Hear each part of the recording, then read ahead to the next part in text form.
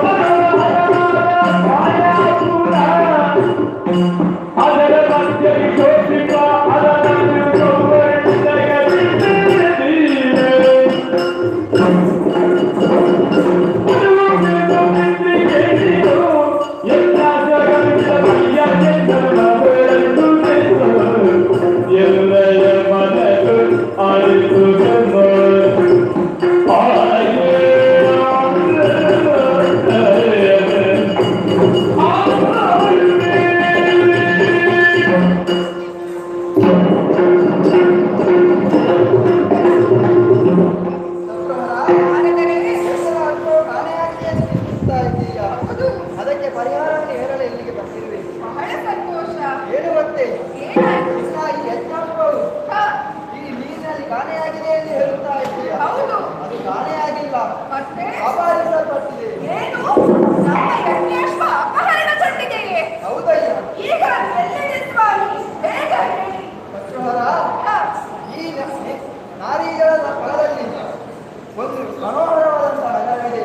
ನಗರವೇ? ಹೌದಯ್ಯ. ಆ ನಗರದ ಹೆಸರೇ ಮಾಯಾಪುರ ಎನ್ನುವಾಗಿ. ಓಹೋ. ಅದನ್ನು ಹಾಡುವವನು ಕುಮುದಿನಿ ಯೋಗಿನಿ ಎನ್ನುವಾಗಿ. ಕುಮುದಿನಿ ಎಂಬ ಯೋಗಿನಿಯೇ? ಹೌದಯ್ಯ. ಆಕೆ ಯೋಗಿನಿಯಾದರೆ ನಮ್ಮ ಕುದುರೆಯಲ್ಲಿ ಯಾಕೆ ಅಪಹರಿಸುತ್ತಾಳೆ? ಅದಕ್ಕೂ ನಾನು ಹೇಳುತ್ತೇನೆ. ಏನು? ಏನು ಗೊತ್ತೇ, ಆಕೆ ಯಾರು ಗೊತ್ತೇ? ಯಾರು? ಈ ಹಿಂದೆ ರಾಮನಿಂದ ಹತನಾದ ಮಾರೀಚನ ಮಗಳವಾಕೆ. ಓಹೋ. ಅಷ್ಟೇ ಅಲ್ಲ, ರಾಮನ ಪರಮ ಭಕ್ತೆ, ಸದಾ ಕಾಲ ಅವನ ಜ್ಞಾನದಲ್ಲೇ ಇರ್ತಾಳೆ. ರಾಮನ ಭಕ್ತೆ ಎಂದು ಹೇಳುತ್ತಾ ಇದ್ದೀರಿ? ಹೌದಯ್ಯ.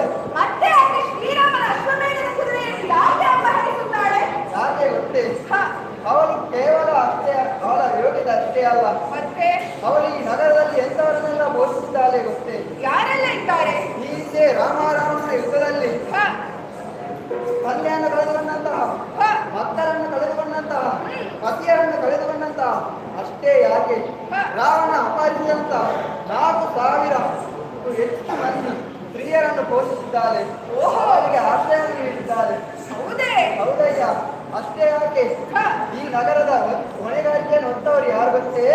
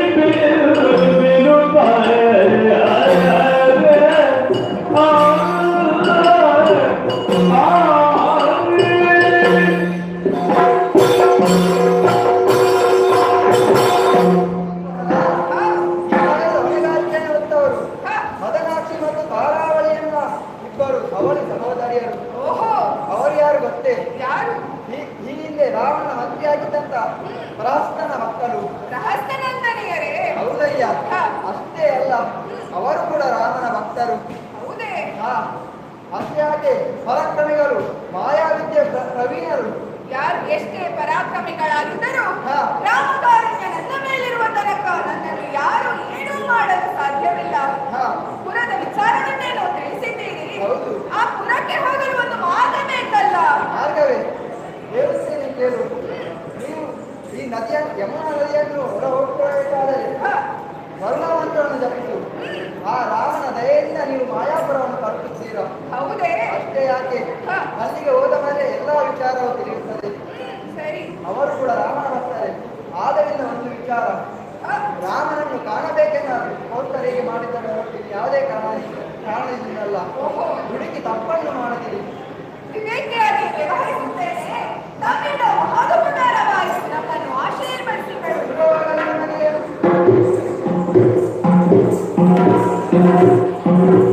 ನಾರದರಿಗೆ ಉಪದೇಶವಾದಂತೆ ಅನ್ನ ಮಂತ್ರವನ್ನು ಜಪಿಸಿ ಆ ಮಾಯಾಪುರವನ್ನು ಪ್ರವೇಶಿಸಬಹುದಂತೆ. ತಡ ಮಾಡುವುದು ಬೇಡ. ವರ್ಣಮಂತ್ರವನ್ನು ಜಪಿಸಿ ಮಾಯಾಪುರಕ್ಕೆ ಹೋಗು.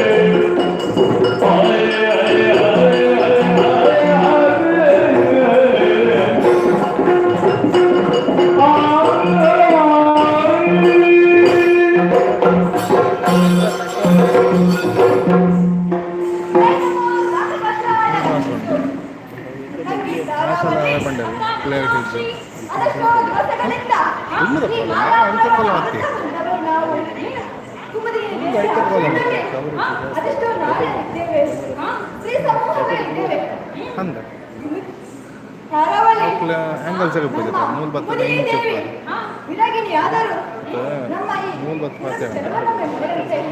ಈ ಸೊಗಸನ್ನೊಮ್ಮೆ ನೋಡು ಹೇಗಿದೆ ಹಾಂ ಈ ತುಂಬ ಪುರವನ್ನು ವೈರಿಗಳಿಗೆ ಬಿಡು ಸಾಕ್ಷಾತ್ ಕರ್ಮರಿಂದ ಪ್ರವೇಶ ಮಾಡುವುದಕ್ಕೆ ಸಾಧ್ಯವಿಲ್ಲ ಖಂಡಿತವಾಗಿ ಯಾಕೆ ಯಾಕೆ ಅಷ್ಟು ಬಲ ಉಂಟು ಈ ಪುರಕ್ಕೆ ಅಷ್ಟು ಮಾತ್ರವೇ ಒಮ್ಮೆ ಪುರದ ಸೊಬಗನೊಮ್ಮೆ ನೋಡು ನದಿ ಮೂಲದಲ್ಲಿರುವ ಈ ಪುರವನ್ನು ಯಾರಿದ್ರೂ ಪ್ರವೇಶ ಮಾಡುವುದಕ್ಕೆ ಆಗಲಿ ನಿಜ ಹೇಗೆ ಅಲ್ಲಲ್ಲಿ ಕಟ್ಟಿದ್ದ ಕೋಟೆ ಕೊತ್ತಲಗಳು ಅದಕ್ಕೆ ಅಲಂಕರಿಸಿದಂಥ ವಜ್ರ ವೈಡೂರ್ಯ ಮತ್ತು ರತ್ನ ಒಳಗಳು ಇದರಿಂದ ಈ ಪುರವು ಕ್ಲಾರ ಒಂದು ಆಯ್ತು ಏಲ ಅಂತಲ್ಲ ಸಾಲು ಸಾಲಾಗಿ ನಿರ್ಮಿಸಿದಂತಹ ಲಗಡಬಂದಿಗಳು, ಅದನ್ನು ಅಲಂಕರಿಸಿದ ಬಗ್ಗೆ ಹೇಗೆ ನೀನೇ ಹೇಳಿದ್ದೆ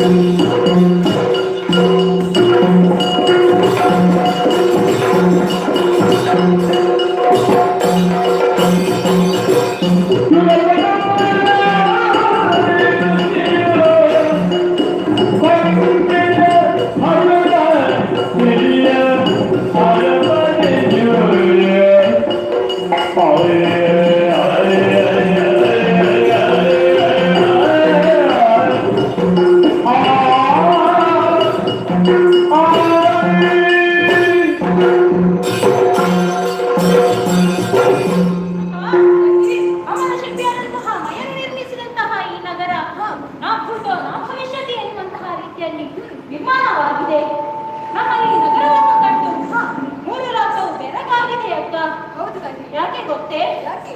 ಇಂದ್ರನ ಅಮರಾವತಿಯು ಅಥವಾ ಬಲ್ಬಲ್ ಭವನವಂತಹ ಬ್ರಹ್ಮದೇವನ ಅರಸಿ ಶಾರದಾದೇವಿಯ ಭವನವ ಎನ್ನುವಂತಹ ರೀತಿಯಲ್ಲಿ ಇದನ್ನು ಕಂಡವರು ಆಶ್ಚರ್ಯದಿಂದ ಮೂಗಿನ ಮೇಲೆ ಬೆರಳಿರಿಸುವವರೇ ಹೆಚ್ಚು. ಅಷ್ಟೊಂದು ವೈಭವಪೂರಿತವಾಗಿದೆ ನಮ್ಮ ಈ ನಗರ. ಇಲ್ಲಿಯ ಒಡತಿಯಾದಂತಹ ಕುಂದಿರಿ ದೇವಿ ಆಧ್ಯಾತ್ಮಿಕದ ಕಡೆ ಮನವನ್ನು ಮಾಡಿ ದೇವನಾದಂತಹ ಶ್ರೀರಾಮಚಂದ್ರನನ್ನು ಕಾಣುವ ಬಗೆಯಲ್ಲಿ ಆತನ ಕುರಿತು ಸದಾಕಾಲವು ಜ್ಞಾನದಿಂದ ಇರುವ ಕಾರಣ ಇಲ್ಲಿಯ ಒಡೆತನವನ್ನು ನಮಗೆ ಒಪ್ಪಿಸಿಕೊಂಡಿದ್ದಾಳೆ. ಹಾಗಾಗಿ ಅಲ್ಲಿಗಿಂತ ಇಂದಿನವರೆಗೂ ಈ ಪುರಕ್ಕೆ ಯಾವುದೇ ರೀತಿಯ ತೊಂದರೆಯೂ ಆಗದಾಗೆ ಇಲ್ಲಿಯ ರಕ್ಷಣೆಯನ್ನು ಮಾಡಿಕೊಂಡು ನಾವು ಬಂದವರಲ್ಲವೇ? ಹೌದು ತಂಗಿ, ನೀನು ಹೇಳುವುದು ಸರಿ. ನಮ್ಮ ಪರಾಕ್ರಮದಿಂದ ಯಾರೂ ಇಲ್ಲ. ನರರು ಇರಲಿ, ಯಕ್ಷರು, ಕಿನ್ನರರು, ಕಿಂಪುರುಷರು, ಗಂಧರ್ವರು ಕೂಡ ನಮ್ಮ ಮುಂದೆ ತಲೆ ತಗ್ಗಿಸುವರೇ ಆಗಿದ್ದಾರೆ. ಆದರೆ ನಮಗೆ ಶತ್ರುಭಯವಿಲ್ಲ. ಆದರೂ ಒಂದು ಆತಂಕ ಇದೆ ತಂಗಿ. ಏನಕ್ಕ? ಶ್ರೀರಾಮನ ಯಾಗದ ಪ್ರತಿಯನ್ನು ನಾವು ಅಪಹರಿಸಿ ಬಂದಿದ್ದೇವೆ. ಅದರಿಂದ ಏನಾದರೂ ಪ್ರತಿರೋಧ ಬರಬಹುದೆಂದು ಆಲೋಚಿಸಿದರೆ ಏನಂತೆ ಏನಂತೆ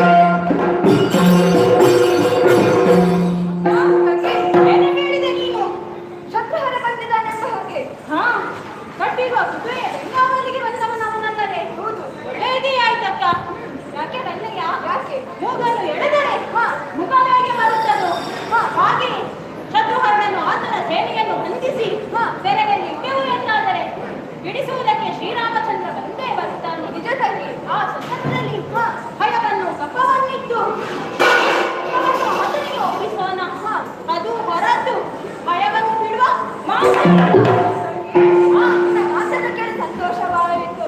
ಇನ್ನು ತಡ ಮಾಡುವುದು ಸರಿಯಲ್ಲ. ಸೇನೆ ಯುದ್ಧಕ್ಕೆ ಸಿದ್ಧರಾಗಬೇಕು.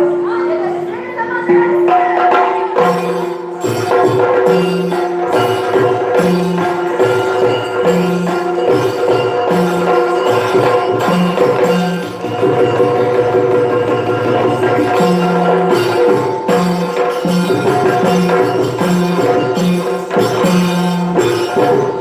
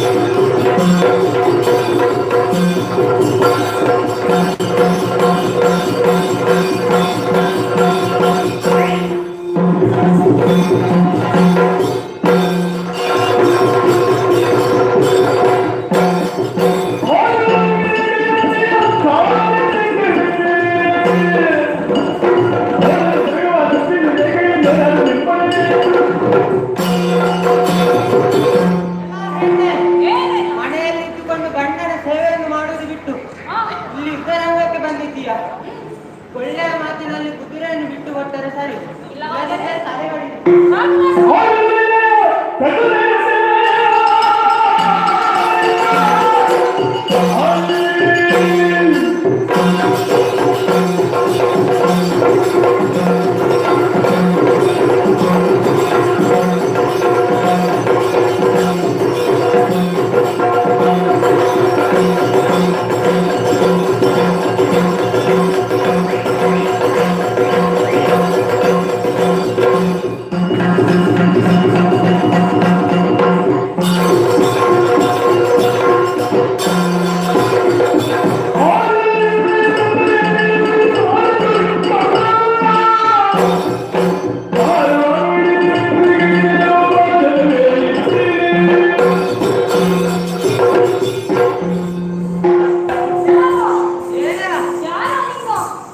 ನನ್ನ ಪರಿಚಯ ಇಲ್ಲವೇ? ನಾನು ಚಂದ್ರಕೇತ. ಕುದುರೆಯನ್ನು ಬಿಟ್ಟು ಕೊಡದಿರಿ. ಏನು ಮಾಡುತ್ತೀಯ ನೀನು? ನೋಡು. ಏನು ಮಾಡುತ್ತೀಯಾ? ನೋಡೋಣವಾ? ಹಾ.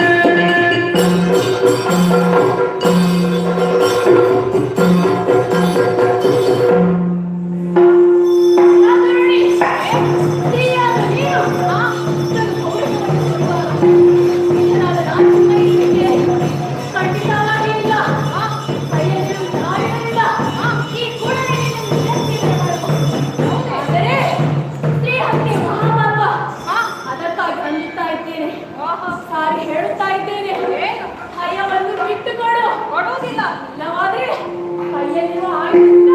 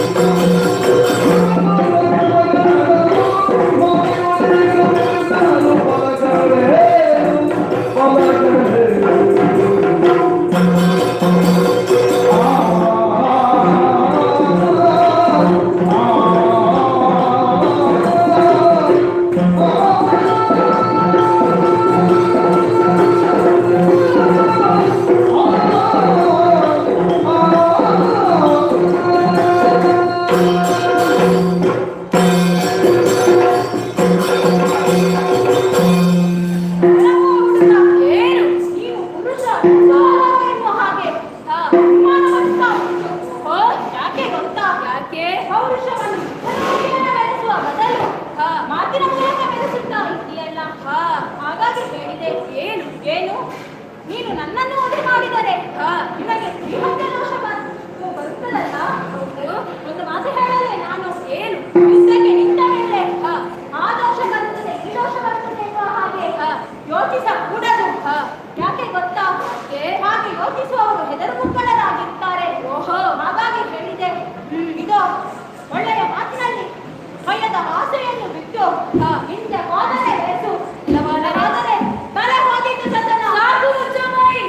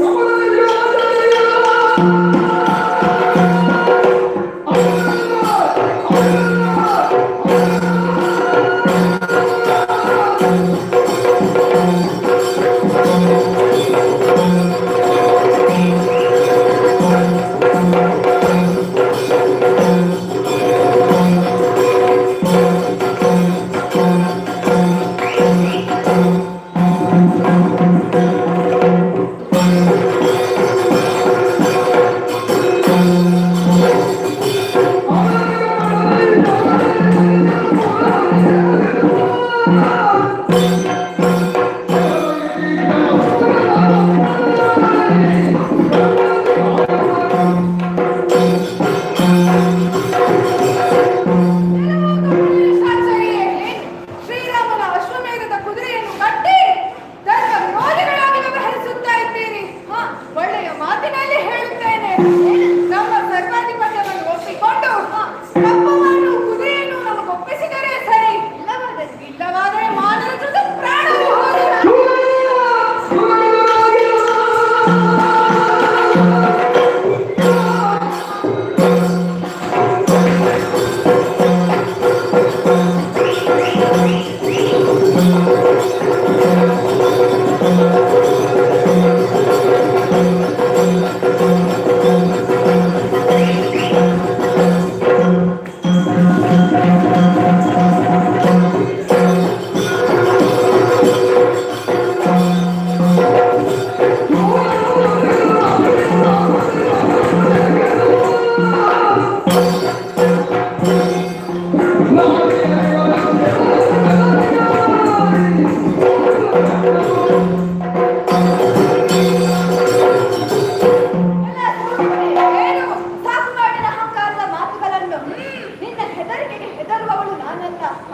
ಅಲ್ಲ, ನೀನು ಶೂರನೇ ಆಗಿದ್ದರೆ ನೇರವಾಗಿ ನನ್ನ ಬಳಿ ಯುದ್ಧವನ್ನು ಮಾಡಬೇಕಾಗಿತ್ತು. ಅದನ್ನು ಬಿಟ್ಟು ನೇರವಾಗಿ ಮಾತಾಡಿ ಯುದ್ಧದಿಂದ ಹಿಂದಕ್ಕೆ ಸರಿಯುವಂತೆ ಮಾಡುವುದಲ್ಲ. ನಾನು ನಿಮ್ಮವರ ಬಗ್ಗೆ ಕೇಳಿದ್ದೇನೆ, ಶೂರರು ಧೀರರು ಎಂಬ ಹಾಗೆ. ಆದರೆ ನಿನ್ನನ್ನು ನೋಡುವಾಗ ಸುಳ್ಳೆಂದು ಆಯಿತು. ಅಲ್ಲ, ಈ ರೀತಿ ಸಾಮಾನ್ಯ ವಿಚಾರ ಮಾತನಾಡ್ತಾ ಇದ್ದೀರಲ್ಲ, ಇದು ಬುದ್ಧಿಲ್ವ ಹೇಳು?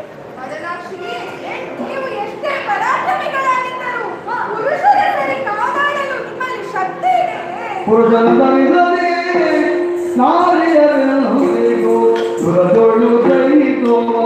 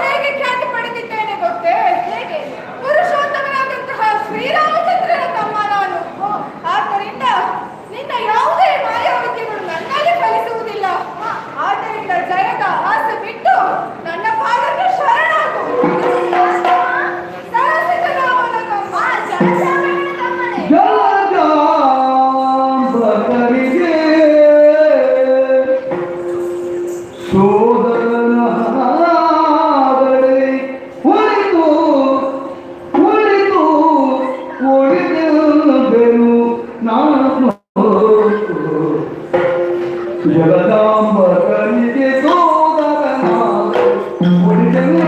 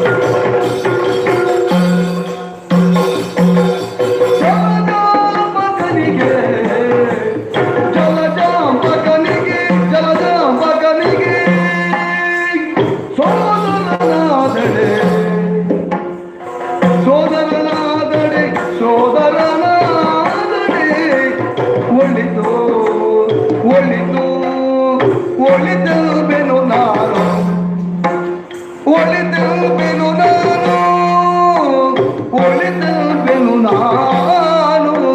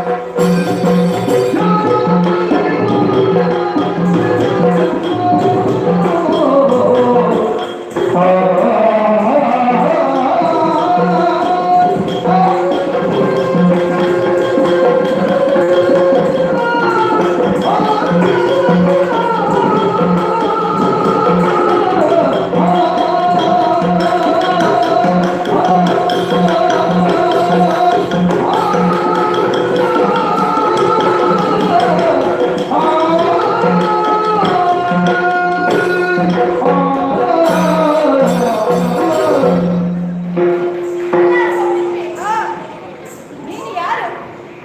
ಜಲಜಾಂಬಗಳಿಗೆ ಸೋದರ. ಹೌದು, ಅಷ್ಟೇ ಅಲ್ಲವೇ ಅವನಿಗೆ ತಮ್ಮನಾದರು ಅಥವಾ ಅಣ್ಣನಾದರು. ಅಣ್ಣ ತಮ್ಮ ಯಾರು ನಮಗೆ ಬೇಡ. ನೀನು ರಾಮನಲ್ಲ. ನೀನು ಅವನಾಗುವುದಕ್ಕೆ ಸಾಧ್ಯವಿಲ್ಲ. ನೀನಂತ ಗಣೆ ಹಿಡಿಗಳು ಹೇಳುವುದೇ ಅಷ್ಟು. ದೊಡ್ಡ ದೊಡ್ಡವರ ಮಾತುಗಳನ್ನು ಹೆಸರನ್ನು ಹೇಳುವುದು, ಯುದ್ಧದಿಂದ ತಪ್ಪಿಸುವುದು ಇಷ್ಟೇ. ಅವರ ಪಾಲಿಗೆ ನೀವು ಸೇರಿಕೊಂಡವ. ಯುದ್ಧವನ್ನು ಮಾಡುವುದಕ್ಕೆ ಆಡಳಿತ ನಾವಾಗಿ ಇದನ್ನು ತಪ್ಪಿಸುವುದಿಲ್ಲ. ಶ್ರೀರಾಮ ಚಂದ್ರವನ್ನು ಮಾತ್ರ ಮಾತು ನಿಜವೇ ತಪ್ಪಿಸುತ್ತೇವೆ ಹೊರತು ಇದನ್ನು ನಾನು ಮರೆಯುವುದಿಲ್ಲ. ನೀನು ಏನು ಮಾಡಿದ ನಾನು ಸಾಕು ಮುಚ್ಚುವ.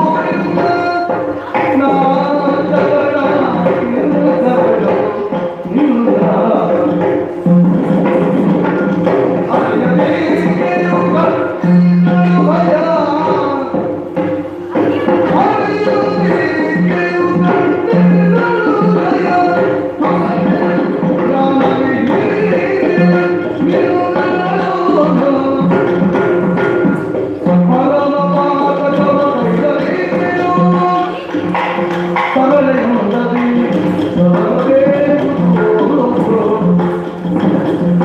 ಅರುಗತಿ ಕೊಡುವುದೆಲ್ಲ ಸೌಮಿಸಿ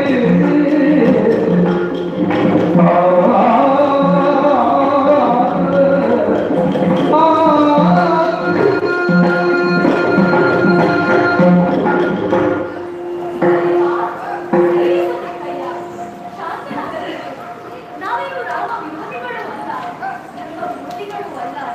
ನಮ್ಮ ಮಾಲೆಯಲ್ಲಿ ಅರಿಯದೆ ಕೈವನ್ನು ಕಟ್ಟಿದ್ದಾರೆ. ಅದರಿಂದ ಮನ್ನಿಸಬೇಕು ಸ್ವಾಮಿ, ಮನ್ನಿಸಬೇಕು. ಮುದುನಿ, ನೀವು ವಿರೋಧಿಸಿದ್ದಕ್ಕಾಗಿ ನಾವು ಹೋರಾಡಿದೆವು. ಅಶ್ವಮೇಧದ ಹಯದ ಬೆಂಗಾವಲಿನ ಸಂಪೂರ್ಣ ಹೊಣೆಗಾರಿಕೆ ನನ್ನ ಮೇಲಿದೆ. ಅಶ್ವವಿಲ್ಲದೆ ಹಯ ಮೇಲೆ ಮುಂದುವರಿಯುವುದಿಲ್ಲ, ಅದಕ್ಕಾಗಿ ಹೋರಾಡಿದೆವು. ಇಲ್ಲದೇವಾ ಅರ್ಥವಾಯಿತು, ಅರ್ಥವಾಯಿತು. ರಾಜಾಧಿರಾಜ ರಾಜೇಂದ್ರ ಶ್ರೀರಾಮನ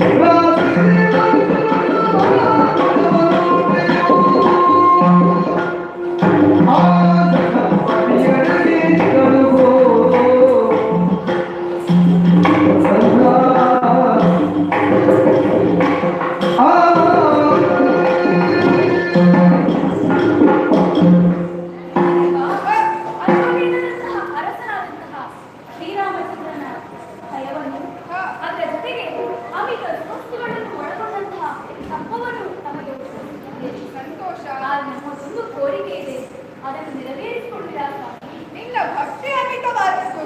ನಿನ್ನ ಕೋರಿಕೆ ಏನಿದ್ದರೂ ನನ್ನಲ್ಲಿ ತಿಳಿಸು, ಈಡೇರಿಸುವುದಕ್ಕೆ ಪ್ರಯತ್ನಿಸುತ್ತೇನೆ. ಇಂಥದೇವಾ, ಈ ಮಾಯಾಪುರಿಯಲ್ಲಿ ಅನೇಕ ಸಂಖ್ಯೆಯ ಸ್ತ್ರೀಯರು, ರಾಕ್ಷಸ ಯಕ್ಷ ಕಿನ್ನರ ಸ್ತ್ರೀಯರು ಶ್ರೀರಾಮನ ದರ್ಶನಕ್ಕಾಗಿ ಪರಿತಪಿಸುತ್ತಾ ಇದ್ದಾರೆ. ಅವರಿಗೆ ಮೋಕ್ಷವನ್ನು ಹಂಬಲಿಸುತ್ತಾ ಇದ್ದಾರೆ. ಅದರಿಂದ ಅದಕ್ಕೊಂದು ಅವಕಾಶವನ್ನು ಮಾಡಿಕೊಡುವೆಯಾ ಸ್ವಾಮಿ? ಮುದುನಿ, ನಿನ್ನ ಮನದ ಇಚ್ಛೆ ನನಗೆ ಅರ್ಥವಾಗಿದೆ. ಇದು ನನ್ನಲ್ಲಿರುವಂತಹ ಮುದ್ರೆಯುತ್ತರವನ್ನು ನಿನಗೆ ನೀಡುತ್ತಾ ಇದ್ದೇನೆ. ಇದನ್ನು ಹಿಡಿದುಕೊಂಡು ಸಾತ್ವಿಕವನ್ನು ಸ್ಮರಿಸಲು ಕ್ಷಣ ಮಾತ್ರದಲ್ಲಿ ನೀವು ಸಾತ್ವಿಕವನ್ನು ಸೇರುತ್ತೀರಿ. ಅಲ್ಲಿ ಶ್ರೀರಾಮನಿಗೆ ಈ ಉಂಗುರವನ್ನು ತೋರಿಸಿ ಅವನು ನಿಮ್ಮನ್ನು ಹರಸುತ್ತಾನೆ. ಮಹಾಪ್ರಸಾದವನ್ನೇ ಸ್ವೀಕರಿಸಿದ್ದೇನೆ. ಇದು ಶಕ್ತಿಯ ಆಯುಧ. ಮುಂದೆ ನಿನಗೆ ಸಂಕಷ್ಟ ಒದಗಿ ಬಂತು ಎಂದಾದರೆ ಇದು ನಿನಗೆ ನೆರವಾಗುತ್ತದೆ. ಮಾತ್ರವಲ್ಲ, ಒಂದೊಂದು ದಿನ ನಿನಗೆ ಅಹರ ಭಕ್ತನಲ್ಲಿ ಯುದ್ಧ ಸಂಭವಿಸಿದಾಗ ಆತನನ್ನು ರಾಮ ಭಕ್ತನಾಗಿ ಪರಿವರ್ತಿಸಲು ಸಾಧ್ಯವಾಗುತ್ತದೆ. ಸ್ವೀಕರಿಸಿದೆಯಲ್ಲ? ಸಂತೋಷದಿಂದ ಸ್ವೀಕರಿಸಿದ್ದೇನೆ. ಮಾತು ಪ್ರಕಾರವಾಯಿತು. ಕುಮುದನಿಯನ್ನು ಸಂತೈಸಿ ಕಳುಹಿಸಿದ್ದಾಗಿದೆ. ಯಜ್ಞಾಶ್ವ ಮುಂದುವರಿಯಬೇಕಲ್ಲ, ಅಂತನದಿಂದ ಬಿಡಿಸಿದ್ದೇವೆ. ಮುಂದುವರಿಯುತ್ತಾ ಇದೆ ಅಶ್ವ.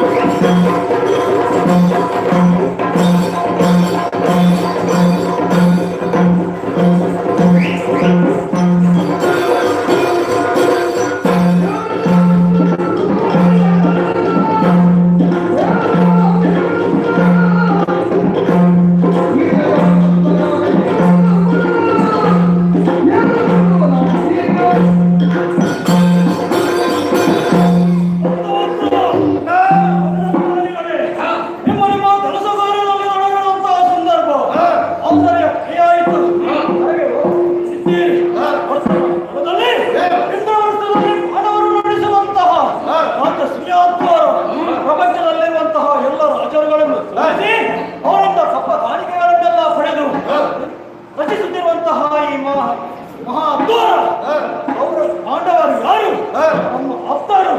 ಆದ್ದರಿಂದ ಅವರಲ್ಲಿ ಯುದ್ಧವನ್ನು ಮಾಡದೆ ಅವರಿಗೆ ಬೇಕಾದಂತಹ ಕಪ್ಪ ಕಾಣಿಕೆಗಳನ್ನಿತ್ತು ಆಗ ಅವರು ಸುಸೂತ್ರವಾಗಿ ನೆರವೇರುವಲ್ಲಿ ಪರೋಕ್ಷವಾಗಿ ನಾವು ಕೂಡ ಕಾರಣವಾಗಿದ್ದಾರೆ.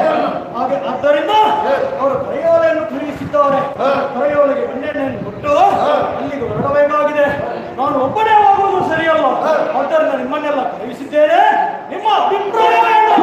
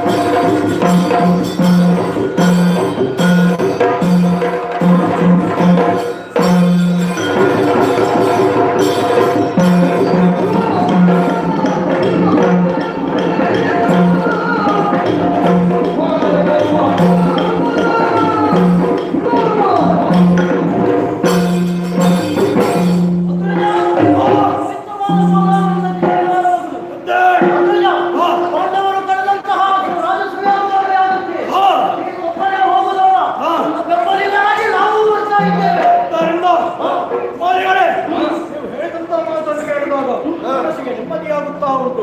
ಆದರೆ ಒಂದು ವಿಷಯ, ಎಲ್ಲರ ಪರಮ ವೈರಿಯಾದಂತಹ ಶ್ರೀಕೃಷ್ಣನಲ್ಲಿರುವಾಗ ಏನಾದರೂ ಒಂದು ಕುತಂತ್ರ ಮಾಡಿಯವನು ಎಂಬಂತಹ ಸಂದೇಹ ಏನು ಯೋಚಿಸಬೇಡಿ.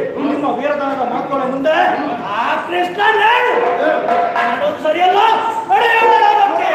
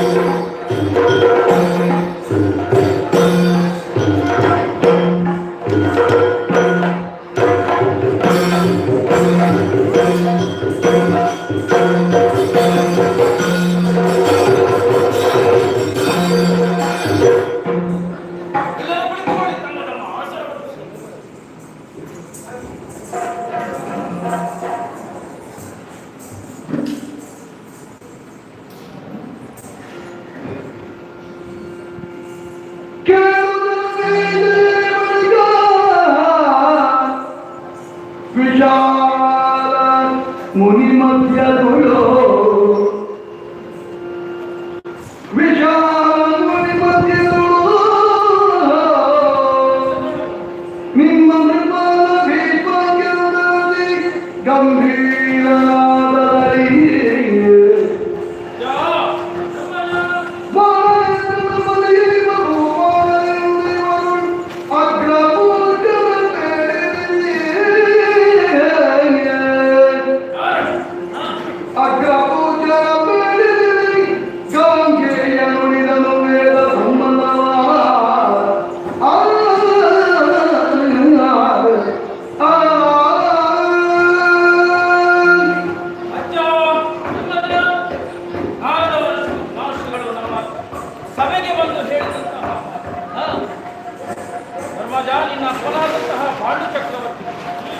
ಸ್ವರ್ಗದಲ್ಲಿ ನಳನ ಹುಷಾದಿಗಳಿಗೆ ಸಿಗುವಂತಹ ಸ್ಥಾನಮಾನ ದೊರಕಲಿಲ್ಲ ಎನ್ನುವಂತಹ ವಾರ್ತೆಯನ್ನು ನನ್ನ ಮುಂದೆ ಇದ್ದಾಗ ಮನಸ್ಸಿಗೆ ಬಹಳಷ್ಟು ನೋವಾಗಿದೆ. ಪ್ರಪಂಚದಲ್ಲಿ ಒಬ್ಬ ವ್ಯಕ್ತಿ ಸ್ವರ್ಗವನ್ನು ಏರಬೇಕಾದರೆ ಪುತ್ರ ಸಂತಾನ ಅತಿ ಪ್ರಾಮುಖ್ಯವಾದ. ಖಂಡಿತ ನಮ್ಮಪ್ಪನಿಗೆ 5 ಪುತ್ರರಿದ್ದರೂ ಕೂಡ ಸ್ವರ್ಗದಲ್ಲಿ ಪಡೆಯುವಂತಹ ಸ್ಥಾನವನ್ನು ಪಡೆಯುವುದಕ್ಕೆ ಅನರ್ಹರಾಗಿ ಹೋಗಿಬಿಟ್ಟರು ಎನ್ನುವಂತಹ ವಾರ್ತೆ ನನ್ನ ಮನಸ್ಸನ್ನು ಬಹಳಷ್ಟು ನೋಯಿಸುತ್ತಾ ಇದೆ. ಇದಕ್ಕೆ ಪರಿಮಾರ್ಜನೆ ಏನು ಅಂತೇಳಿ ಅವರಲ್ಲೇ ಕೇಳಿದಾಗ ಹೇಳಿದರು, ರಾಜಸ್ವ್ಯಾಧಾರವನ್ನು ಮಾಡು, ಆ ಮೂಲಕವಾಗಿ ನಿನ್ನ ತಂದೆಗೆ ದಕ್ಕುವುದಕ್ಕೆ ಅಸಾಧ್ಯವಾದಂತಹ ಸ್ಥಾನವನ್ನು ಏರುವುದಕ್ಕೆ ಸಾಧ್ಯ ಎನ್ನುವಾಗಿ ಹೇಳಿದರು. ಮಕ್ಕಳಾಗಿದ್ದುಕೊಂಡು ನಾವು ಆ ಕಾರ್ಯವನ್ನು ಮಾಡದೇ ಇದ್ರೆ ನಾವು ಸುಪುತ್ರರಾಗಿ ಏನು ಪ್ರಯೋಜನ? ಅದಕ್ಕಾಗಿ ಶ್ರೀಕೃಷ್ಣನ ಮುಂದಾಳತ್ವದಲ್ಲಿ ನಮ್ಮ ಸಂಬಂಧಿರಾದಂತಹ ಭೀಷ್ಮಾರ್ಜುನ ನಕುಲ ಸಹದೇವರ ಸಹಕಾರದೊಂದಿಗೆ ಯಜ್ಞವನ್ನು ಪ್ರಾರಂಭಿಸಿದೆ. ಅಡೆತಡೆಗಳು ಬಂದರೂ ಕೂಡ ಶ್ರೀಕೃಷ್ಣನ ಉಳುಮೆಯಿಂದ ಸಾಂಗವಾಗಿ ನೆರವೇರುತ್ತಾ ಇಳೆಯಲ್ಲಿರುವಂತಹ ಪ್ರತಿಯೊಬ್ಬ ಮುಕ್ತವರ್ಧನೂ ಕೂಡ ತನ್ನ ಕಪ್ಪ ಕಾಣಿಕೆಗಳನ್ನು ಕೊಟ್ಟು ಅವರ ಸಹಕಾರವನ್ನು ಸೂಚಿಸಿದರು. ಅದರಂತೆ ಇವತ್ತು ಕಡೆಯ ಕಾಲವಜ್ಜ ಬಂದು ಈ ಯಜ್ಞದ ಪೂರ್ಣಾಹುತಿಯ ಕಾಲವನ್ನು ಪ್ರವೇಶಿಸುತ್ತೇವೆ. ಈ ಕಾಲದಲ್ಲಿ ಅಗ್ರಪೀಠವನ್ನು ಏರಿಸಿ ಒಬ್ಬ ವ್ಯಕ್ತಿಗೆ ಅಗ್ರಪೂಜೆಯನ್ನು ಮಾಡುವುದು ಈ ಯಜ್ಞದ ಪ್ರತೀತಿ. ಅದರಂತೆ ಇಳೆಯಲ್ಲಿರುವಂತಹ ಪ್ರತಿಯೊಂದು ಮುಕ್ತವರ್ಧನರು ಬಂದಿದ್ದಾರೆ. ಈ ಸಭೆಯಲ್ಲಿ ಋಷಿಗಳಿದ್ದಾರೆ, ವಿಪ್ರರಿದ್ದಾರೆ, ಕ್ಷತ್ರಿಯೋತ್ತಮರಿದ್ದಾರೆ, ಅದರಂತೆ ಋಷಿಮುನಿಗಳಿದ್ದಾರೆ. ಅಷ್ಟೇ ಅಲ್ಲ, ದ್ರೋಣಾಚಾರ್ಯರಿದ್ದಾರೆ, ಕೃಪರಿದ್ದಾರೆ, ಅಶ್ವತ್ಥಾಮರಿದ್ದಾರೆ. ಅಷ್ಟೇ ಅಲ್ಲ, ನಮಗೆಲ್ಲರಿಗಿಂತಲೂ ಹಿರಿಯವರಾದ ನೀವೇ ಇರುವಾಗ ಈ ಸಭೆಯಲ್ಲಿ ಯಾರನ್ನು ಅಗ್ರಪೀಠಕ್ಕೆ ಏರಿಸಲಿ ಎನ್ನುವ ಹಾಗೆ ನನ್ನ ಒಂದು ಜಿಜ್ಞಾಸೆ ಉಂಟಾಗಿದೆ. ನಾನು ಏನು ಮಾಡಲಿ? ಅಗ್ರಪೀಠದಲ್ಲಿ ಯಾರನ್ನು ಕುಳಿತುಕೊಳ್ಳಿಸುವುದು ಎನ್ನುವ ಹಾಗೆ ಜಿಜ್ಞಾಸೆ. ಹೌದಜ್ಜ, ಅಗತ್ಯವೇ ಇಲ್ಲ.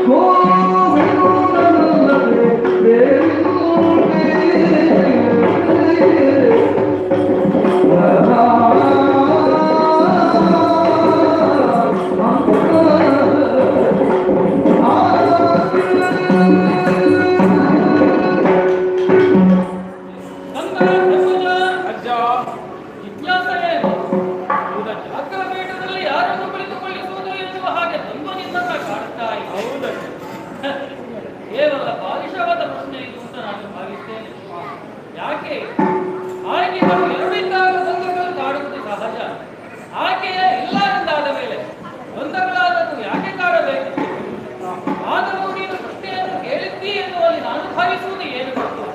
ನಿನಗೆ ಉತ್ತರ ಗೊತ್ತಿಲ್ಲದೆ ನೀನು ಈ ಪ್ರಶ್ನೆಯನ್ನು ಕೇಳಿದ್ದಲ್ಲ. ಆದರೆ ಈ ಸಭೆಯಲ್ಲಿ ಹಿರಿಯನಾದಂತಹ ಗಡ್ಡ ಮೀಸ ಗಿಳಿಯಾದಂತಹ ನಾನಿದ್ದೇನೆ. ಶಿಷ್ಟಾಚಾರಕ್ಕಾದರೂ ಹಿರಿಯರ ಮಾತನ್ನು ಕೇಳಿ ಆತನ ಅಭಿಪ್ರಾಯದಂತೆ ನಡೆಯುವುದೇ ಸೂಕ್ತ ಎನ್ನುವ ನಿಮಗೆ ಬದಲಾಗಿ ನೀನು ಈ ಪ್ರಶ್ನೆಯನ್ನು ಕೇಳಿದ್ದಿ ಅಂತ ನಾನು ತರ್ಕಿಸ್ತೇನೆ. ಹೌದು, ಯಾಕೆ ಹೇಳಿದೆ ಗೊತ್ತು? ಯಥಾರ್ಥಕ್ಕಾಗಿ ಇದು ದ್ವಂದ್ವಕ್ಕೆ ಕಾರಣವಾಗಬಹುದಾದಂತಹ ಪ್ರಶ್ನೆಯೇ ಅಲ್ಲ. ಆಲೋಚಿಸು ಧರ್ಮಜ.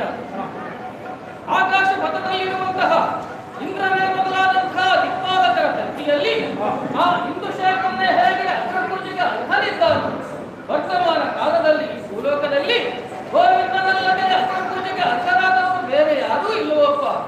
ಆತನ ಯೋಗ್ಯತೆಯನ್ನು ಹೇಳುವುದಕ್ಕೆ ಸಹಸ್ರ ನಾಲಗೆಯುಳ್ಳ ಆದಿಶೇಷವನ್ನು ಅಸಾಧ್ಯ ಅಂತಂದ್ರೆ ಅದು ಅತಿಶಯೋಕ್ತಿ ಆದ್ದರಿಂದಲೇ ಪ್ರಾಚೀನರಲ್ಲಾದನನ್ನು ಹಿರಿತನದಲ್ಲಿ ನೋಡಿ ಸರಸಿಜೋದ್ಭವನಿಂದ, ಹಿರಿತನದಲ್ಲಿ ನೋಡಿ ಶ್ರೀಕಾಂತ ನೀತ, ಗುರುತನದಲ್ಲಿ ನೋಡಿ ಜಗದಾದಿ ಗುರು, ಲಾವಣ್ಯದಲ್ಲಿ ಒಡೆ ಲೋಕ ಮೋಹಕ ನೀತ ಎನ್ನುವ ಹಾಗೆ. ಅಷ್ಟು ಮಾತ್ರವಲ್ಲವಪ್ಪ, ನಾಗದರು ವ್ಯಾಸರು ಮೊದಲಾದಂತಹ ಮುನಿಮುಖದಿಂದಲೂ ಕೂಡ ಸೇವೆಯನ್ನು ಕೈಗೊಳ್ಳುವವರು ಕೇಶವನಿದ್ದಾರೆ. ಆ ಕಾರಣದಿಂದ ಹೇಳ್ತಾ ಇದ್ದೇನೆ, ಯಾರನ್ನು ಅಗ್ರಪೀಠದಲ್ಲಿ ಕುಳ್ಳಿರಿಸುವುದು ಎನ್ನುವಂತಹ ಜಿಜ್ಞಾಸೆ ಬೇಡ. ಅಗ್ರಪೀಠವನ್ನು ಅಲಂಕರಿಸುವುದಕ್ಕೆ ಮಾಧವನಲ್ಲದೆ ಮತ್ತೊಬ್ಬರಿಲ್ಲ. ಸಕಲ ಗೌರವ ಆದರಗಳೊಂದಿಗೆ ಆ ಮಾಧವನನ್ನೇ ತಂದು ಅಗ್ರಪೀಠದಲ್ಲಿ ಕುಳ್ಳಿರಿಸು, ಎಲ್ಲವೂ ಶುಭವಾಗುತ್ತದೆ. ಸಭೆಯಲ್ಲಿ ಎಷ್ಟು ಜನ ಇದ್ರು ಕೂಡ ಅವರಲ್ಲಿ ಉತ್ತಮನು ಶ್ರೀಕೃಷ್ಣ ಎನ್ನುವ ಹಾಗೆ. ಹೌದಜ್ಜ, ಇಲೆಯಲ್ಲಿರುವಂತಹ ಇವರೆಲ್ಲ ಒಂದು ರೀತಿಯಾದರೆ ಅವ ಇನ್ನೊಂದು ರೀತಿ ಸುರ ನರೋರಗಳಲ್ಲಿ ಹೆಸರನ್ನು ಪಡೆದವ. ಆದ್ದರಿಂದ ನಿಮ್ಮ ಮಾತಿಗೆ ನಮ್ಮ ಸಂಬಂಧಿರು ಕೂಡ ಅನುಮೋದನೆಯನ್ನು ಸೂಚಿಸಿದ್ದಾರೆ. ಆದ್ದರಿಂದ ತಡ ಮಾಡೋದು ಬೇಡ. ಸಹದೇವ, ಕೃಷ್ಣ ಎಲ್ಲಿದ್ದರೂ ಕೂಡ ಆದಷ್ಟು ಬೇಗ ಕಳಿಸಿಕೊಂಡು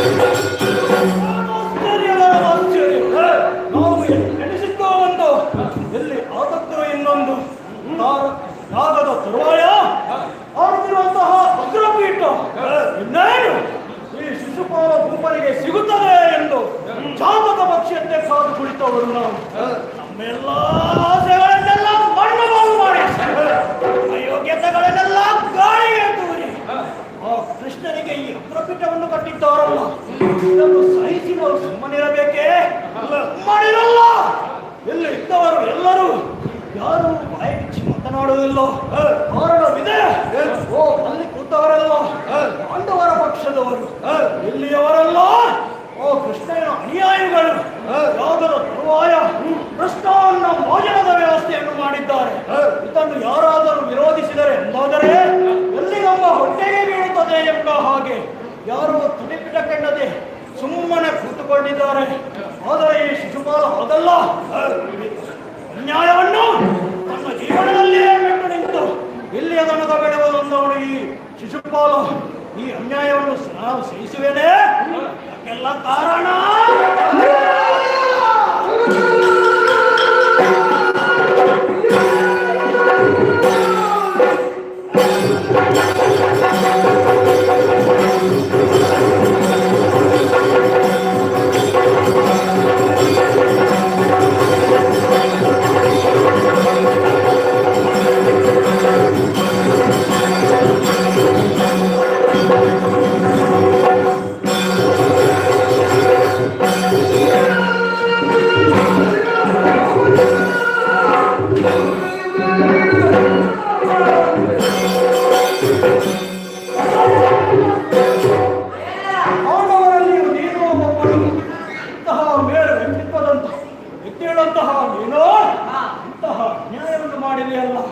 ಅವನು ನಿನಗೆ ನಿಂತರೆ ಭಾವನೆಯನ್ನು ಇಟ್ಟಿದ್ದಾರೆ.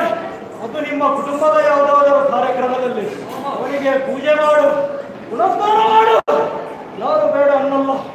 ಸುಮನಸರು ಸೇರಿದಂತಹ ಈ ಸುಧರ್ಮ ಸಭೆಯಲ್ಲಿ ಆ ಕೃಷ್ಣನಿಗೆ ಇಂತಹ ಅಗ್ರಪೀಠವನ್ನು ಕೊಟ್ಟಿದ್ದೀಯಲ್ಲ, ಈ ಅಗ್ರಪೀಠದ ಯೋಗ್ಯತೆ ಏನು ಇರುವುದನ್ನು ಕೂಡ ನೀನು ಮರೆತಿದ್ದೀಯಲ್ಲ. ಈಗ ಈ ಶಿಶುಪಾಲನಿಗೆ ಸಿಗುವಂತಹ ಅಗ್ರಪೀಠವನ್ನು ಅವನಿಗೆ ಕೊಟ್ಟಿದ್ದೀಯಲ್ಲ, ಅದು ವಂಶದವರಿಗೆ ನಿನಗೆ ಕೊಟ್ಟರು.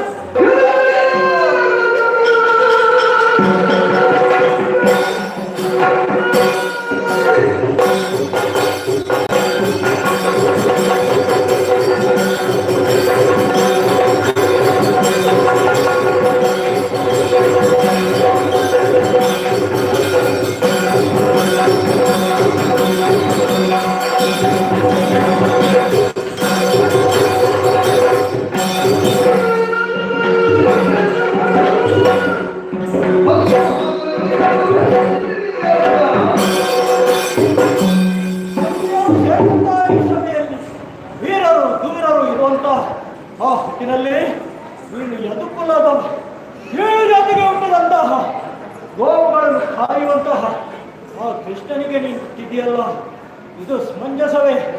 ಇಂತಹ ಸಭೆಯಲ್ಲಿ ಭೀಷ್ಮರಿದ್ದರು, ದ್ರೋಣರಿದ್ದರು, ಕೃಪರಿದ್ದರು, ಅಶ್ವತ್ಥಾಮರಿದ್ದರು. ಅಂತಹ ಮೇಧಾವಿಗಳನ್ನು ಬಿಟ್ಟು ಕೇವಲ ಒಬ್ಬ ಹನುಮಾನವನಿಗೆ ನೀನು ಪಟ್ಟ ಕಟ್ಟಿದ್ದೆ ಅಂತ ಇದು ಸಹಿಸುವ ನಾನಲ್ಲ. ಇದಕ್ಕೆಲ್ಲ ಕಾರಣ ಆ ಮುದಿಯ.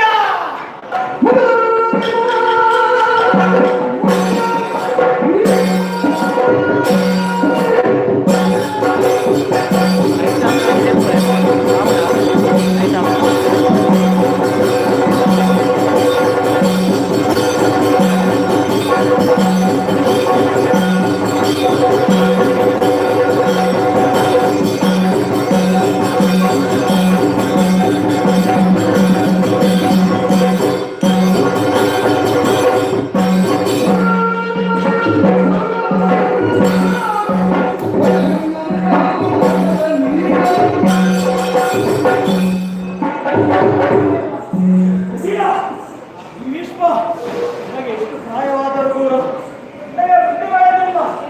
ಒಟ್ಟಾಗಿ ಪಾಂಡವರಿಗೆ ಈ ಕುಸ್ತಿಯನ್ನು ಸುರುಕಿದ್ದಾರೆ. ನೀನು ಒಳ್ಳೆಯ ಇದ್ದೇನೆ ಬಿಟ್ಟು ಆ ಕೃಷ್ಣನಾಗಿ ನೀನು ಅಗ್ರಪೀಠೆಯನ್ನು ಇಟ್ಟಿದೆಯಲ್ಲ, ಇದು ನ್ಯಾಯವೇ? ಇದನ್ನು ಬಿಟ್ಟು ನಿನಗೆ ಬಿಟ್ಟು ಯಾರು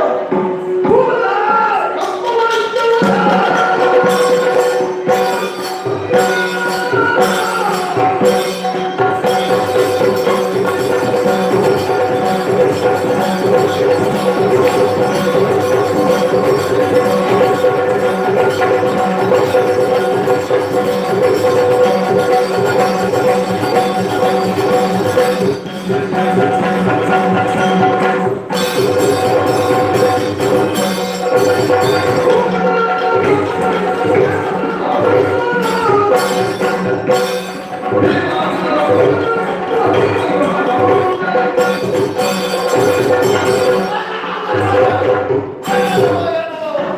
ನಿಮಗೆ ಚಕ್ರವರ್ತಿ ಮಾತಾಡಲು ಹುಟ್ಟಿದವರು ಎನ್ನುವ ಕಾರಣಕ್ಕಾಗಿ ಕಪ್ಪ ಕಾಣಿಕೆಗಳನ್ನು ಕೊಟ್ಟರೆ ಅದನ್ನು ದುರುಪಯೋಗ ಮಾಡುತ್ತಾ ಇದ್ದೀರಲ್ಲ. ಸಕಲ ರಾಜರೆಲ್ಲ ಸೇರಿದಂತಹ ಸಭೆಯಲ್ಲಿ ಒಬ್ಬ ಗೋವಳನಿಗೆ ಗೋಗಳನ್ನು ಮೇಯಿಸುವಂತಹ ಗೋವಳನಿಗೆ ಪಟ್ಟವನ್ನು ಕಟ್ಟಿದ್ದೀರಲ್ಲ, ಇದನ್ನು ಸಹಿಸುವುದಕ್ಕೆ ಸಾಧ್ಯವಿಲ್ಲ.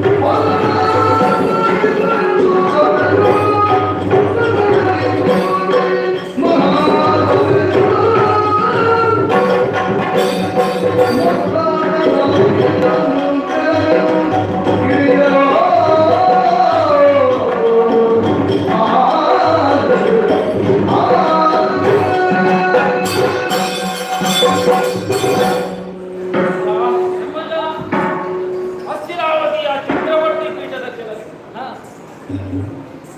ನಾವು 105 ಮಂದಿ ಹೇಗೆ ಸಹಬಾಳ್ವೆಯಿಂದ ಬಾಳಬೇಕೆನ್ನುವ ಹಾಗೆ ಲೋಕವು ನೋಡುತ್ತದೋ, ಲೋಕವು ಆಶಿಸುತ್ತದೋ ಅದೇ ರೀತಿ ಇಳೆಯಲ್ಲಿರುವಂತಹ ಪ್ರತಿಯೊಬ್ಬರು ಅಂತ ಹೇಳಿ ಬಯಸಿ ಬದುಕಿದವನ, ಧರ್ಮದಿಂದ ಬದುಕಿದವನ, ಆದುದರಿಂದಲೇ ಧರ್ಮರಾಜ ಎನ್ನುವ ಹಾಗೆ ಅನ್ವರ್ಥ ನಾಮವನ್ನು ಪಡೆದವನು. ಆದರೆ ರಜ ಕೇವಲ ನಮ್ಮ ತಂದೆಯ ಸದ್ಗತಿಗೋಸ್ಕರ ಮಾಡುತ್ತಿರುವಂತಹ ಈ ಯಜ್ಞ ಬೇರೆ ಯಾವ ರೀತಿಯಾದಂತಹ ಉದ್ದೇಶವನ್ನಿಟ್ಟುಕೊಂಡು ಮಾಡುವಂತಹ ಯಜ್ಞ ಅಲ್ಲ ಇದು. ಇಳೆಯಲ್ಲಿರುವಂತಹ ಪ್ರತಿಯೊಬ್ಬ ರಾಜಕುಮಾರನಿಗೂ ಕೂಡ ಇದರಿಂದ ಯಾವುದೇ ರೀತಿಯ ತೊಂದರೆಯಾಗುವುದಿಲ್ಲ. ಇದ್ದರೂ ಕೂಡ ಲೋಕ ಕಲ್ಯಾಣಾರ್ಥವಾಗಿ ಮಾಡುವಂತಹ ಯಜ್ಞಾದರೂ ಕೂಡ ನಮ್ಮ ಅಪ್ಪನಿಗೆ ಸದ್ಗತಿಯನ್ನು ಕೊಡುವಂತಹ ಉದ್ದೇಶದಿಂದ ಮಾಡುವ ಯಜ್ಞಾದರೂ ಕೂಡ ಇವರೆಲ್ಲ ಈ ರೀತಿಯಾಗಿ ವ್ಯವಹರಿಸ್ತಾ ಇದ್ದಾರೆ. ಅಜ್ಜ ಯಜ್ಞವನ್ನು ಹಾಳು ಮಾಡಲೆಂದೇ ಬಂದವರಾಗಿ ಮಾಡ್ತಾ ಇದ್ದಾರೆ. ಇದನ್ನು ನೋಡಿ ಮನಸ್ಸಿಗೆ ಬಹಳಷ್ಟು ನೋವಾಗಿದೆ. ನಾನು ಏನು ಮಾಡಲ್ಲ, ಯಾವ ದಾರಿಯಲ್ಲಿ ನಡೆಯಲಿ ಯಜ್ಞ, ಯಾವ ದಾರಿ? ಕೃಷ್ಣನ ಕುರಿತಾಗಿ ನನಗೆ ಸಂಶಯ. ಹೌದಜ್ಜ, ಹೋಗಲಾಡಿಸಬೇಕು ಅಂತಾದ್ರೆ ನಾನು ಇಲ್ಲಿಂದ ತೊಡಗುವುದಲ್ಲ, ಹಾದಿಯಲ್ಲೇ ತೊಡಗಬೇಕು.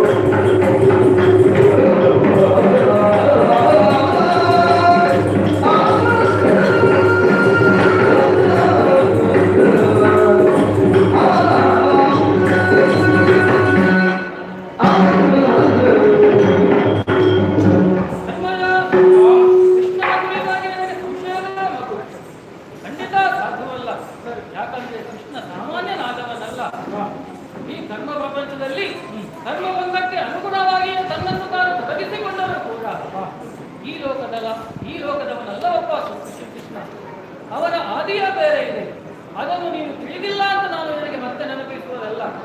ಆದರೂ ಕೂಡ ಈ ಕಾಲಕ್ಕೆ ನೀನು ಅಧೀರನಾಗಿದ್ದೀನಿ, ನಿನ್ನಲ್ಲಿ ಮತ್ತೆ ಧೈರ್ಯವನ್ನು ತುಂಬಬೇಕು ಎನ್ನುವ ಕಾರಣದಿಂದ ಹೇಳ್ತಾ ಇದ್ದೇನೆ. ಶ್ರೀಕೃಷ್ಣ ಬೇರೆ ಯಾರೂ ಅಲ್ಲ, ಸಾಕ್ಷಾತ್ ಶ್ರೀಹರಿಯ ಅವತಾರ ಇದ್ದಾನೆ. ಸೃಷ್ಟಿಯ ಆದಿಯನ್ನು ನಾವು ನೋಡಿದ್ರೆ ಪ್ರಳಯ ಕಾಲದಲ್ಲಿ ಕ್ಷೀರವಾದಿಯ ಮಧ್ಯೆ ಕಾಲ ಬೆರಳನ್ನು ಬಾಯಲ್ಲಿಟ್ಟು ಚಿಕ್ಕುತ್ತ ವಟಪತ್ರದ ಮೇಲೆ ಬಾಲಮುಕುಂದನಾಗಿ ಶ್ರೀಹರಿ ಪವಡಿಸಿದ್ದಂತಹ ಕಾಲಕ್ಕೆ ಶ್ರೀಹರಿಯ ಕರ್ಣ ಕಿಲ್ಬಿಷದಿಂದಲೇ ಮಧುಕೈಟವರು ಎನ್ನುವಂತಹ ನೀರನ್ನು ದಾನವರು ಹುಟ್ಟಿಕೊಂಡರಂತೆ. ಪಂಚಸಹಸ್ರ ವರ್ಷಗಳ ಕಾಲ ದಾನವರ ಕೂಡ ಯುದ್ಧವನ್ನು ಮಾಡಿ ಯುದ್ಧದಲ್ಲಿ ಅವರನ್ನು ಕರೆದು ಅವರ ದೇಹದ ಮೇಧಸ್ಸಿನಿಂದಲೇ ಮೇಧಿನಿಯನ್ನು ನಿರ್ಮಿಸಿದಂತೆ ಶ್ರೀಹರಿ ಮುಂದೆ ಪ್ರತಿಯೊಂದು ಯುಗದಲ್ಲಿಯೂ ಕೂಡ ಯೋಗಿ ಮೇಧಿನಿಯ ಮೇಲೆ ಧರ್ಮ ಜ್ಞಾನಿಯಾಗಿ ಆವಾಗಲೆಲ್ಲ ಧರ್ಮವೇ ತಾಂಡವ ಮಾಡುವುದಕ್ಕೆ ತೊಡಗಿತು. ಆವಾಗಲೆಲ್ಲ ಶ್ರೀಹರಿಯು ಎತ್ತಿದಂತಹ ಅವತಾರಗಳು ಒಂದೇ ಎರಡೇ ಹೇಳು ವೇದಗಳನ್ನು ಉತ್ತರಿಸುವುದಕ್ಕೆ ಬೇಕಾಗಿ ಮತ್ಸ್ಯಾವತಾರಿಯಾಗಿ ಹರನಾದಂತಹ ಸಮಾಸನವನ್ನು ಬಂದು ಕಳೆದ. ಅಷ್ಟು ಮಾತ್ರವಲ್ಲವಪ್ಪ, ಭೂದೇವಿಯನ್ನು ರಕ್ಷಿಸುವುದಕ್ಕೆ ಬೇಕಾಗಿ ಹಿರಣ್ಯಾಕ್ಷದಿಂದ ವರಾಹಾವತಾರವಾಗಿ ಬಂದು ಕಳೆದಿದ್ದಾನೆ. ಬಾಲಕನಾದಂತಹ ಪ್ರಹ್ಲಾದನ ಭಕ್ತಿಗೆ ಒಲಿದು ಹಿರಣ್ಯಕಶ್ಯಪನನ್ನು ತರೆಯುವುದಕ್ಕೆ ಬೇಕಾಗಿ ನರಸಿಂಹನಾಗಿ ಕಾಣಿಸಿಕೊಂಡ. ಮುಂದೆ ಸ್ವರ್ಗಾಧಿಪತ್ಯವನ್ನು ಹೊಂದಬೇಕೆಂಬ ಅದನ್ನು ಬಯಕೆಯಿಂದ ಮುಂದುವರಿಯುತ್ತಿದ್ದಂತಹ ಬಲಿಚಕ್ರವರ್ತಿಯನ್ನು ನಿಗ್ರಹಿಸುವುದಕ್ಕಾಗಿ ಒಟ್ಟು ವಾಮನನಾಗಿ ಕಾಣಿಸಿಕೊಂಡು ಚಕ್ರವರ್ತಿಯನ್ನು ಮುಟ್ಟಲಕ್ಕೆ ತಳ್ಳಿದ. ಧರಣಿಪತಿಗಳಂತಹ ನಟ್ಕವನ್ನು ಮುರಿಯುವುದಕ್ಕೆ ಬೇಕಾಗಿ ಪರಶುಧಾರಿಯಾಗಿ ಪರಶುರಾಮನಾಗಿ ಕಾಣಿಸಿಕೊಂಡ. ಹಿಂದಿನ ತ್ರೇತಾಯುಗದಲ್ಲಿ ರಾವಣ ಕುಂಭಕರ್ಣಾದಿಗಳನ್ನು ನಿಗ್ರಹಿಸುವುದಕ್ಕೆ ಬೇಕಾಗಿ ಮರ್ಯಾದ ಪುರುಷೋತ್ತಮ ಶ್ರೀರಾಮನಾಗಿ ಕಾಣಿಸಿಕೊಂಡ. ಇಂದೀಗ ಈ ದ್ವಾಪರ ಯುಗದಲ್ಲಿ ಆತನೆಯ ದೇವಕೀ ಸುತನಾಗಿ ಕಾಣಿಸಿಕೊಂಡಿದ್ದಾನೆ. ಅಷ್ಟು ಮಾತ್ರವಲ್ಲ, ಸಂಬಂಧದಲ್ಲಿ ಮಾವನೆಯಾದರು ಎನ್ನುವಂತಹ ಕಾರಣಕ್ಕಾಗಿ ಮಾವನೆನ್ನುವಂತಹ ವಿನಾಯಿತಿಯನ್ನು ನೀಡದೆ ಗುರುಳ ಹಂಸನನ್ನು ಕೊಂದು ಕಳೆದಿದ್ದಾನೆ. ಮಾತ್ರವಲ್ಲ, ಅವರ ಅನುಮತಿಗಳನ್ನು ಸಾಧನೆಗಳನ್ನು ಕೊಂದು ಕಳೆದಿದ್ದಾನೆ. ಧರ್ಮದ ಅನರ್ಘ್ಯವಾದ ಬೆಳೆಬಾಳುವಂತಹ ಉಗ್ರವನ್ನನ್ನು ಕೇವಲ ಗಾಜಿನ ಚೂರು ಎಂದು ಭಾವಿಸುವಂತಹ ಮೂರ್ಖರಿಗೆ ಕೃಷ್ಣ ಕೇವಲ ಗೋಪಾಲಕನಾಗಿಯೇ ಕಂಡು ಬಂದರೂ ಕೂಡ ಕೃಷ್ಣ ಕೇವಲ ಗೋಪಾಲಕ ಅಲ್ಲವಪ್ಪ. ಏನು ಮಾಡೋಣ ಹೇಳು? ಮಕ್ಕಳಿಗೆ ಮಾಣಿಕ್ಯದ ಬೆಲೆ ಅರ್ಥವಾಗುವುದಿಲ್ಲ, ಅವರಿಗೆ ಸಂಗೀತ ಪಥ್ಯವಾಗುವುದಿಲ್ಲ. ಸದಾ ತೋರತನವನ್ನೇ ಅವಲಂಬಿಸಿರುವಂತಹ ನಿಶಾಚರರಿಗೆ ಬೆಳಕು ಪಥ್ಯವಾಗಲಾರದು. ಆ ಕಾರಣದಿಂದ ಹೇಳ್ತಾ ಇದ್ದೇನೆ, ಕೃಷ್ಣನ ಮಹಿಮೆಯನ್ನು ಯೋಗ್ಯತೆಯನ್ನು ಎನ್ನುವುದು ಇವರಿಗೆ ಅರ್ಥವಾಗುವುದಿಲ್ಲ. ಅಂತಹ ಮೂರ್ಖರಿದ್ದಾರೆ. ಶ್ರೀಕೃಷ್ಣನ ಇವರನ್ನೆಲ್ಲ ನೋಡ್ಕೊಳ್ತಾನೆ. ನೀವು ಸಂಯಮದಿಂದಿರಪ್ಪ, ಸಂಯಮ. ನೀನು ಹೇಳಿದ್ದೆಲ್ಲ ಸರಿ. ಆದರೆ ನನ್ನ ಮನಸ್ಸಿನಲ್ಲಿ ಇನ್ನೂ ಒಂದು ಗೊಂದಲವಿದೆ. ಯಾವ ಜನ್ಮದಲ್ಲಿ ಯಜ್ಞವನ್ನು ಹಾಳು ಮಾಡಿ ಯಾವ ಜನ್ಮದಲ್ಲಿ ನಾನು ಯಜ್ಞವನ್ನು ಹಾಳು ಮಾಡಿದೆ, ಅದಕ್ಕಾಗಿ ಈ ಜನ್ಮದಲ್ಲಿ ತಂದೆಯ ಒಂದು ಆಯ್ಕೆ ಯಜ್ಞವನ್ನು ಹಾಳು ಮಾಡುತ್ತಾ ಇದ್ದಾರೆ. ಏನೇ ಆಗಲಿ ನಾವು ಮಾಡುವಂತಹ ಕಾರ್ಯದಲ್ಲಿ ಮುಂದುವರಿಬೇಕು. ಆದ್ದರಿಂದ ಏನು ಮಾಡ್ತಾರೆ ಇವರಿಗೆ ಏನು ಮಾಡೋದಿಲ್ಲ.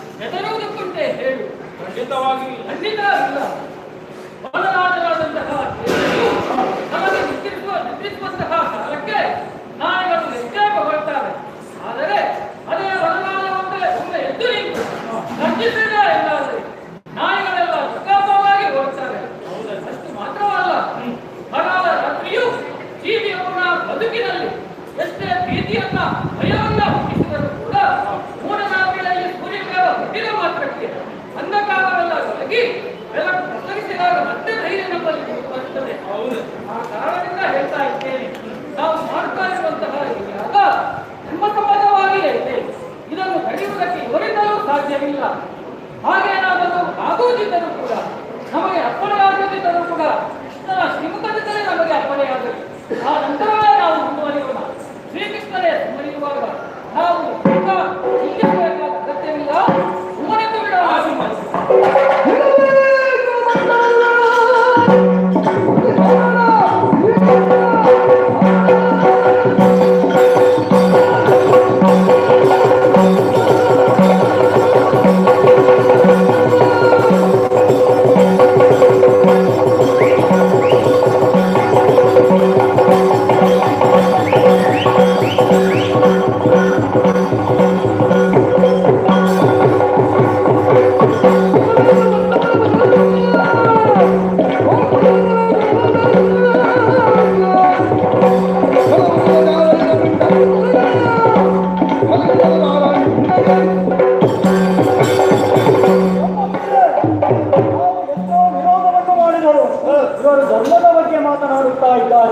ಇಲ್ಲಿ ಅನ್ಯಾಯವಾಗಿತ್ತು ಈ ಶಿಶುಪಾಲನೆ ಎಂಬುದನ್ನು ಮರೆತಂತಿದೆ. ಇದಕ್ಕೆಲ್ಲ ಕಾರಣ ಆ ಭೀಷ್ಮ ತಡಮಾಡುವುದು ಸರಿಯಲ್ಲ. ಅತ್ರ ನಾವು ಸಮಯವನ್ನು ಜಾಸ್ತಿ ಯಾರು ಮಾಡಬಾರದು. ಇದ್ದರೂ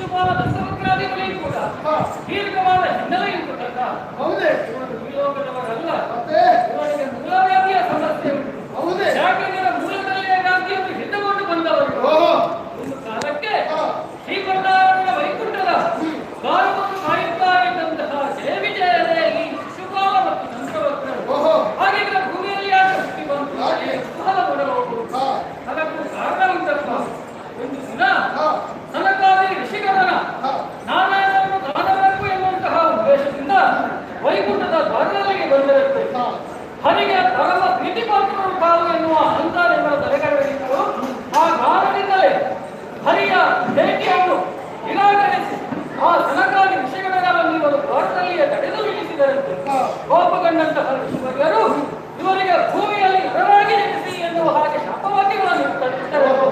ಪಶ್ಚಾತ್ತಾಪಗೊಂಡಂತಹ ಇವರಿವರು ನಾರಾಯಣನಿಗೆ ಬರಲಿ ಋಷಿವಾಕ್ಯದ ಋಷಿ ಶಾಪವಾಕ್ಯ ಏನಿದೆ ಅದಕ್ಕೊಂದು ಪರಿವರ್ತನೆ ದಾರಿಯನ್ನು ನೀನೇ ಒದಗಿಸಿಕೊಡಬೇಕು ದೇವ ಎಂದು ಪರಿಪರಿಯಾಗಿ ಬೇಡಿಕೊಂಡ ಕಾಲಕ್ಕೆ ಶ್ರೀಹರಿ 2 ಅವಕಾಶಗಳನ್ನು ಇವರು ಮುಗಿಸಿದಂತೆ. ಶಿಷ್ಟರಾಗಿ 7 ಜನ್ಮಗಳನ್ನು ಭೂಮಿಯಲ್ಲಿ ನಡೆದು ಭಕ್ತ ವೈಕುಂಠವನ್ನು ಸೇರಿಸಿಯೋ ಅಥವಾ ಶಿಷ್ಟರಾಗಿ 100 ಜನ್ಮಗಳನ್ನು ಕಳೆದು ಭಕ್ತವನ್ನನ್ನು ಸೇರಿಸುವ ಬೇಡಿಕೊಂಡಾಗ ಅದರಲ್ಲಿ ಬಹುಪಾಲನಾಗಿರುವುದಕ್ಕೆ ಸಾಧ್ಯವಿಲ್ಲ ಎನ್ನುವಂತಹ ಕೊನೆಯಿಂದ ದುಷ್ಟರಾದರೂ ಸರಿಯ 3 ಜನ್ಮಗಳನ್ನು ಎತ್ತಿ ನಾವು ಭಕ್ತ ವೈಕುಂಠವನ್ನು ಸೇರುತ್ತೇವೆ ಎಂದು ಇವರು ಕೇಳಿಕೊಂಡರಂತೆ. ಆ ಪ್ರಕಾರವಾಗಿ ಮೊದಲನೆಯ ಜನ್ಮದಲ್ಲಿ ಹಿರಣ್ಯಾಕ್ಷ ಹಿರಣ್ಯಕಶ್ಯಪನಾಗಿ ಜನಿಸಿದಂತಹ ಇವರನ್ನು ಶ್ರೀಹರಿಯ ವರಾಹನಾಗಿ ನರಸಿಂಹನಾಗಿ ಕೊಂದು ಕಳೆದ. ಆ ನಂತರ ಕಳೆದ ತ್ರೇತಾಯುಗದಲ್ಲಿ ರಾಮನ ಕುಂಭಕರ್ಣಾದಿಗಳಾಗಿ ಇವರು ಜನಿಸಿದರು.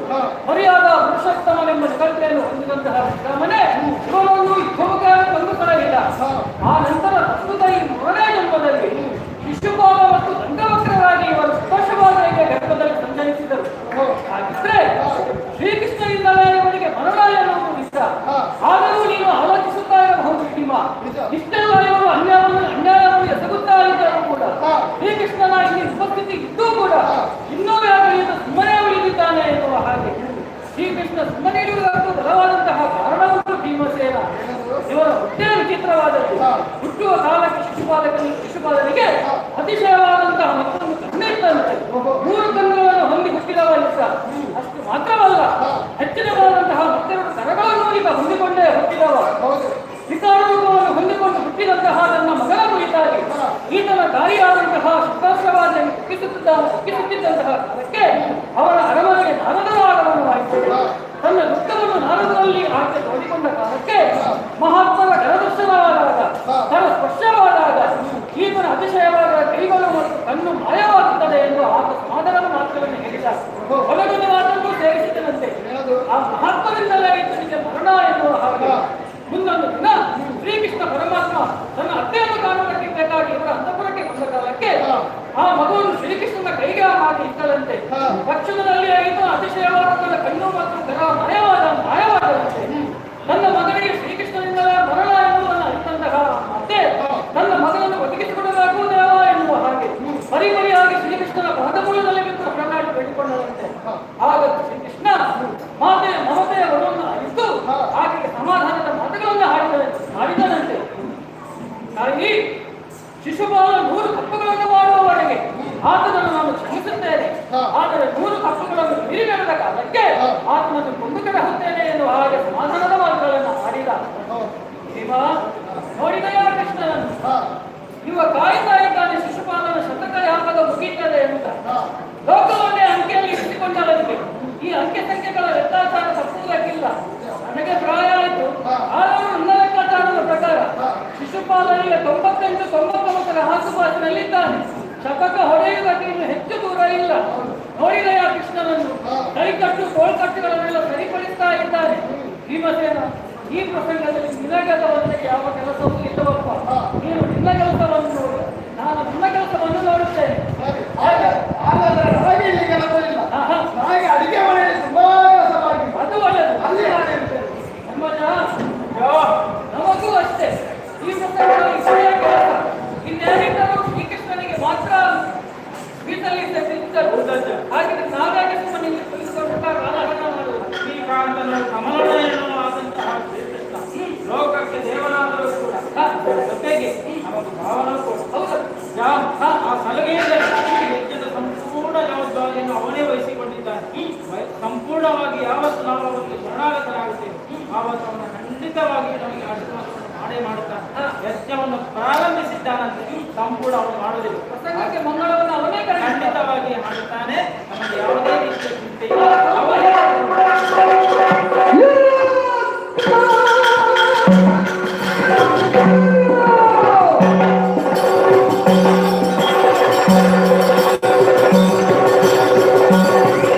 Yeah.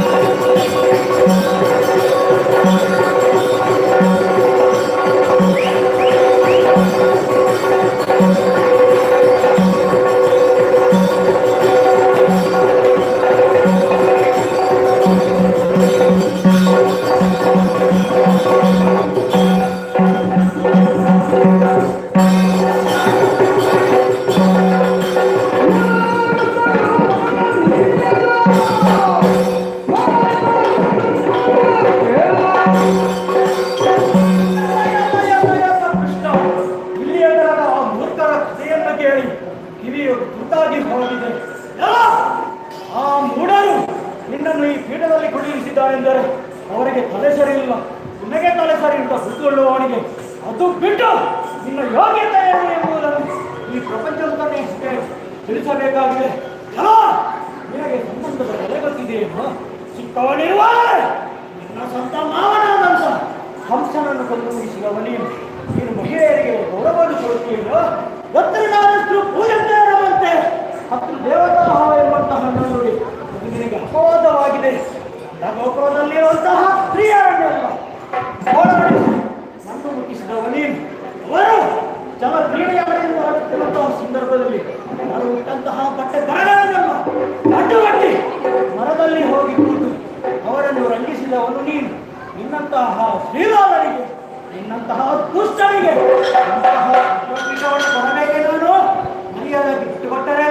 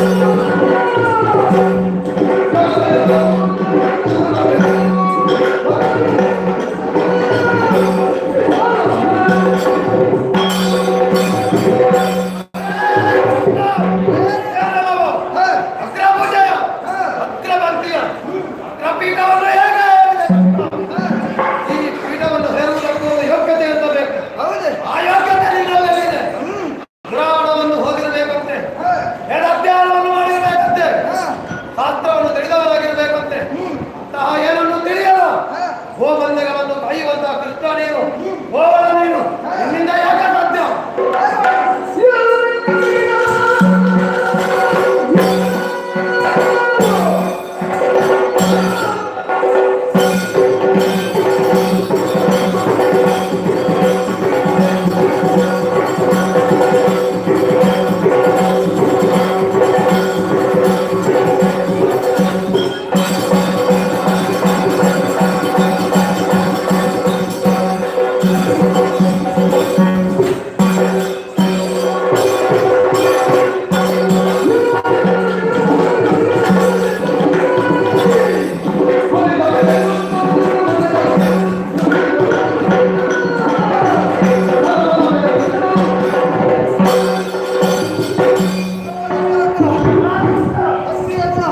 ವಿದ್ಯೆ ಎಂಬುದು ಒಳ್ಳೆಯ ಕಾರ್ಯಕ್ಕಾಗಿ, ಭಕ್ತರ ರಕ್ಷಣೆಗಾಗಿ ನನ್ನಲ್ಲಿದೆ.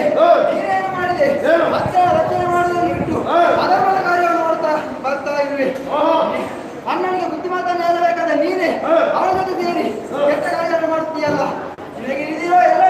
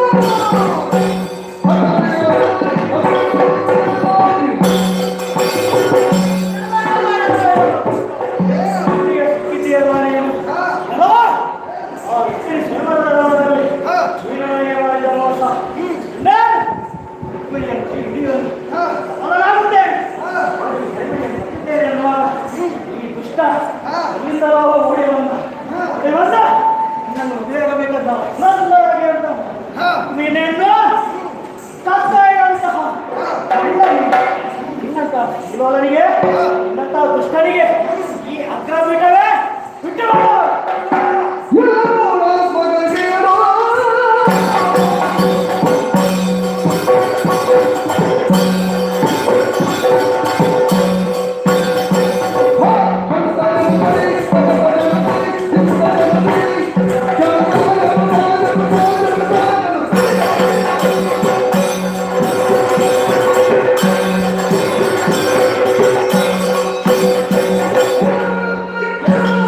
Thank you.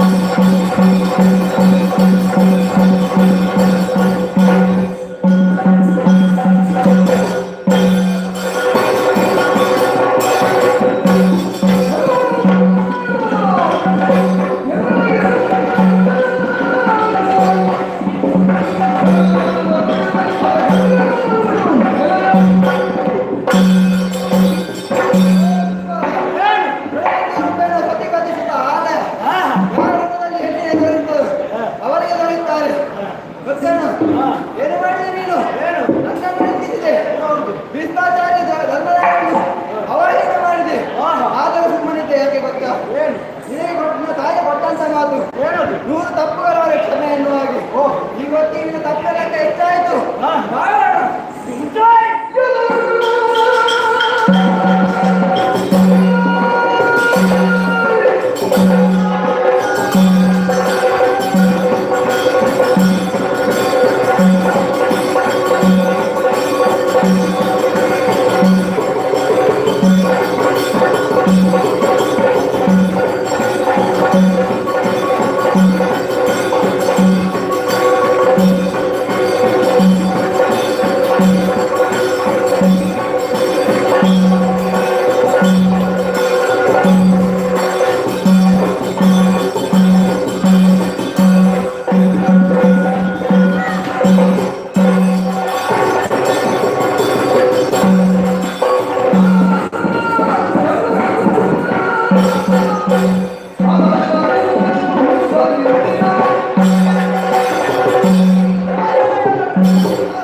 ಆಡಳಿತ ಮಾಡ್ತಾ ಇದ್ದೇನೆ.